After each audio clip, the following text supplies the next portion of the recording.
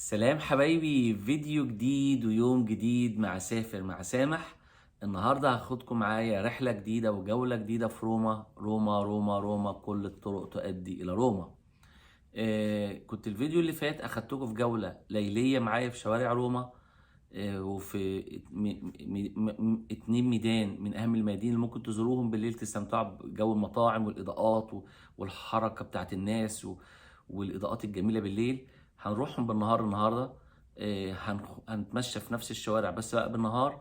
هنشوف المطاعم، فرق الجو عامل ازاي. منساش اقول لكم احنا كان شعارنا في روما كل يوم مكرونة، كل يوم بيتزا، كل يوم الجاتوهات والحاجات الحلوة بتاعتهم، وكل يوم الايس كريم. ده الى جانب الجينسينج اللي هي القهوه الجميله بتاعتهم بقى انا بحبها، والاسبريسو القهوه بتاعتهم اللي انا مش بحبها بس هي ميزتها هي كده عامله زي تاخد شوت من القهوه دي تصحى اليوم كله يعني تصحصحك، فكانت مساعدانا في الموضوع دوت. النهارده هاخدكم معايا جوله نهاريه، واتمنى وانتوا بتتمشوا بالنهار هناك يكون الجو مش حر. في الصيف الجو حر جدا هناك، فيا رب الجو يبقى كويس. لو انت من نوع مش بتستحمل حر، خد معاك شمسيه، خد معاك كاب، لان في الصيف الجو حر جدا جدا جدا في روما فوق ما تتخيلوا يعني. النهارده رحنا المنطقه الاولى، رحنا البانثيون، اتفرجنا على الميدان تاني من بره، وشفنا الطابور الطويل اللي هنقف فيه عشان نخش البانثيون. البانثيون ده كان معبد روماني بيعبدوا فيه في الاوثان قبل دخول المسيحيه، وبعد ما دخلت المسيحيه اتحول لكنيسه كاثوليك، وفي فتحه في السقف مفتوحه فعلا مش مقفوله باي حاجه، في ايد ذهب تحت بتشاور لفوق ان ربنا موجود. وحتى لما بتشتي الميه بتنزل في قلب المنطقه دي، فمحوطينها على الارض من تحت ده لما يدور، عشان لو مبلوله او نزلت ميه من السماء ولا حاجه يبقى الميه ما بتنزلش على الناس. كمان الطابور طويل جدا. ما انساش اقول رسم الدخول ببلاش، واهم حاجه هتشوفوها قدام البانثيون برضو الحنطور متواجد يا جماعه، وهتشوفوا المسله المصريه المسروقه هناك. ما انساش اقول في الميدان دوت، انا هبقى ارجع تاني واوريكم في فيديو تاني. انا دي منطقه الاكل بتاعتنا كل يوم هناك، احسن مطاعم تاكل فيها اكل ايطالي ومش غالي يعني. هقول لكم مثلا اتعشيت مره انا ومراتي طلبنا طبقين مكرونه مختلفين، دي هناك ده المين ديش. وبعد ما طلبنا قلت له انا شايف عندكم شكل لحوم ممكن تدهوني، فاستغرب قوي هتاكل ده مع ده؟ قلت له اه. وقلت له احنا كمان كمصريين حط الاكل كله مره واحده، فاستغرب. قلت له احنا بنحب السفره بتاعتنا تبقى مليانه كده. فجابوا الاكل ده كله، طبعا ما قدرناش نخلص مشكل اللحوم لان مشكل اللحوم ده لوحده هو من ديش لفردين، فاحنا جبنا جنبها طبقين مكرونه لفردين. المهم كمان بالمشروب دفعنا كل اللي طلبوه مننا 60 يورو تقريبا بالتبس وبالقشيش، ويعني العيال كانوا شايلينهم على ارض شيل. الاسعار هناك جميله، ب 15 يورو ممكن تكفيك غدا اكلتك المكرونه. طبعا مكرونه محترم مش ممكن تجوع بعديه، بس بقى بالطعم بتاعهم او البيتزا الجميله بتاعتهم، او في لوكال بيتزا هتشوفوها فيديو تاني. هنطلع من الميدان دوت بتاع البانثيون، هنزور الميدان التاني اللي جنبه برضو اللي زرنا اللي فاتت اللي هو اسمه بياتسا نافونا. ده برضو كان في نافوره او اكتر من نافوره هناك، وهناك ناس بتعزف موسيقى وناس مستمتعين بوقتهم في القعده. هتشوفوا كل حاجه جميله تعجبكم الفيديو. لو عجبك الفيديو ما تنساش دوس شير ولايك وسبسكرايب، اشترك بالقناه فعل الجرس، واشوفكم فيديوهات تانية على خير. استمتعوا بحياتكم. سافر مع سامح. ده هنا احنا جنب الكليبي، بصوا دي فرقية بس. ده هنا شوارع شمال فرشين زي سالك السكرات جنب الكليبي، مطاعم.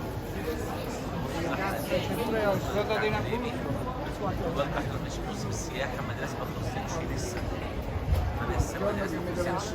هنا موسم السياحة بيعملوا حتى أسعار الفنادق مختلفة خالص، من 1.5 لقبل 1.5، لكن بعد 1.5 أغلى، 1.6 أغلى كتير، الفيزا في أي فندق أغلى كتير، ضرب السعر على طول. وبعد أول 5 وقبل أول 5 لغاية مثلا 30-4 كده، لا السعر برضه قليل كتير.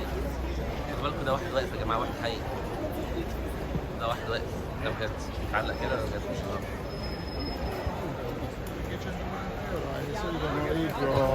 احنا قدام البانثيون ودي واحده احنا لغايه دلوقتي شفنا 6 مسلات، بيقولوا سالقين مسلات لهم 7 ولا 8 هنا، حاطينهم في المدينه المهمه. فدي مسله مصريه فرعونيه مسروقه محطوطه هنا قدام البانثيون، اهم الاماكن السياحيه هنا. وده هنا الناس، وده الميدان، ودي المطاعم. احنا جينا بالليل امبارح في فيديو بالليل، وده فيديو بالنهار. وزي ما قلت ان لازم الاماكن دي تظهر بالليل وبالنهار.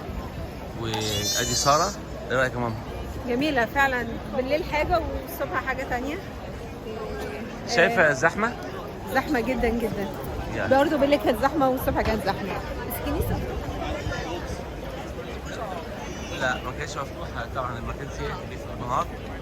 فدي النافوره هنا الميدان بتاعها، من اشهر الاماكن السياحيه للزياره. طبعا برضه الزحمه دي كلها يا جماعه واحنا مش في موسم سياحي لسه، انا باكد الامريكان البلد اللي انا جاي منها فيها مدارس، فانا ما جبتش بلدي معايا عشان بس مدارسهم. بص المنظر بتاع الناس دي صحيح. سوري.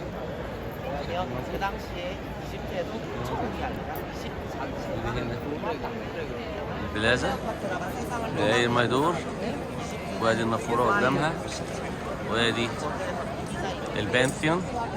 باي البانثيون، وده الانترنس بتاعه. واحنا داخلين البانثيون، اظن ده الميدان اللي كنا فيه، ودي العواميد بتاعته، وده الانترنس. لو اوريكم الطابور يا جماعه، الطابور مش طبيعي. حتى صار بتقولي ده الفاتيكان، لا. فطبعا طابور مش طبيعي. لو اقول لكم مثلا في ما لا يقل بدون مبالغه عن 1000 بني ادم في الطابور بره لسه ما دخلوش، وما بيخلصش ال1000 اللي بره دول ما بيخلصوش. الطابور ممتد. ده البانثيون، ده البانثيون، ده الميدور، ده البانثيون، ده الميدور، ده البانثيون، ده الميدور، وده السقف بتاعه. واو. ده البانثيون، ودي عمدان البانثيون. بصوا يا جماعه، ده البانثيون، وده السقف بتاعه ده مدور. ودي مفتوحه على فكره لفوق، وكانت بتنزل ميه في الشتاء هنا. اصل دي عشان كده حتى عاملين دايره. لا عاملين دايره هنا، بس في حاجه في ايد هنا في النص بتشاور لفوق، يعني الله تقريبا. اهي ايد من ده اهي. وده السقف اهي مدوره فوق ومفتوحه خالص. وده البانثيون، ده الميدور. ساره ايه رايك يا ساره؟ انت افتكرتي ايه؟ افتكرتي ايه من الطابور؟ افتكرت الفاتيكان. عشان ايه؟ ان الطابور طويل وهو ضخم برضه كبير. بصي